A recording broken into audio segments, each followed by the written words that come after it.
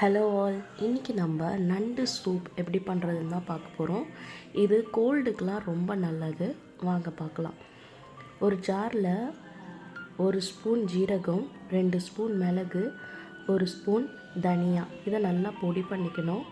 இப்போது ஒரு துண்டு இஞ்சி, ஒரு பச்சை மிளகா ஆப்ஷனல் தான். இதை நல்லா தண்ணி விட்டு நல்லா நைஸாக அரைச்சிக்கணும். நான் பெரிய வெங்காயம் எடுத்திருக்கேன். உங்கள்கிட்ட சின்ன வெங்காயம் இருந்தால் அது ஒரு 10லேருந்து 12. நான் பெரிய வெங்காயம் எடுத்ததுனால ஒரு பெரிய வெங்காயம், ஒரு 12 பல் பூண்டு, இது ரெண்டுத்தையும் போட்டு 2 டைம்ஸ் பல்ஸ் பண்ணி நல்லா கொரன்னு அரைச்சிக்கோங்க. ரொம்ப மைய அரைச்சிட வேண்டாம். இப்போது நான் 5 குட்டி குட்டி நண்டு தான் எடுத்திருக்கேன், கடல் நண்டு.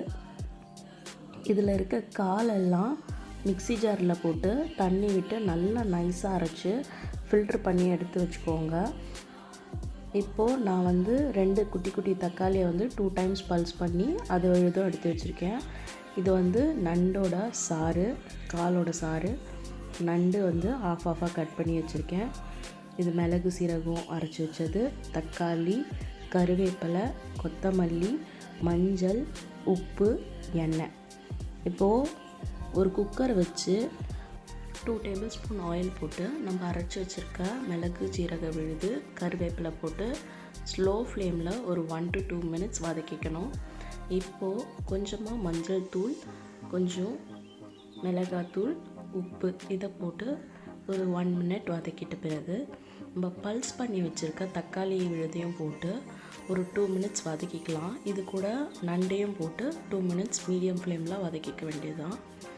இப்படி வதக்கும் போதே கொஞ்சம் தண்ணி விடும்.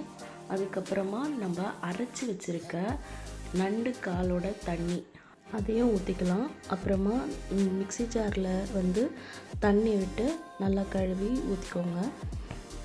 இப்போது இதுலேயே கருவேப்பிலை, கொத்தமல்லிலாம் போட்டுட்டு குக்கர் மூடி ஒரு 4 விசில் வர வரையும் வச்சுடுங்க. 4 விசில் வந்துட்ட பிறகு, விசில் அடங்கின பிறகு எடுத்து பார்த்திங்கன்னா நம்மளோட நண்டு சூப் ரெடி ஆகிடுச்சு. இது உங்களுக்கு கோல்டு, வறட்டு இரும்பல் அந்த மாதிரிலாம் இருந்தால் இந்த மாதிரி சூப் வச்சு சாப்பிட்டா ரொம்ப நல்லாயிருக்கும். தொண்டைக்கு இதமாக இருக்கும். இது கூட மிளகு கொஞ்சம் போட்டு சர்வ் பண்ணிக்கோங்க. டேஸ்ட், உப்பு, காரம் எல்லாம் பார்த்துட்டு சர்வ் பண்ணிக்கலாம். இந்த வீடியோ உங்களுக்கு பிடிச்சிருந்தால் லைக் பண்ணுங்கள், ஷேர் பண்ணுங்கள், சப்ஸ்கிரைப் பண்ணுங்கள். மறக்காமல் அந்த பெல் ஐக்கானை தட்டிடுங்க. Thank you so much. பாய்.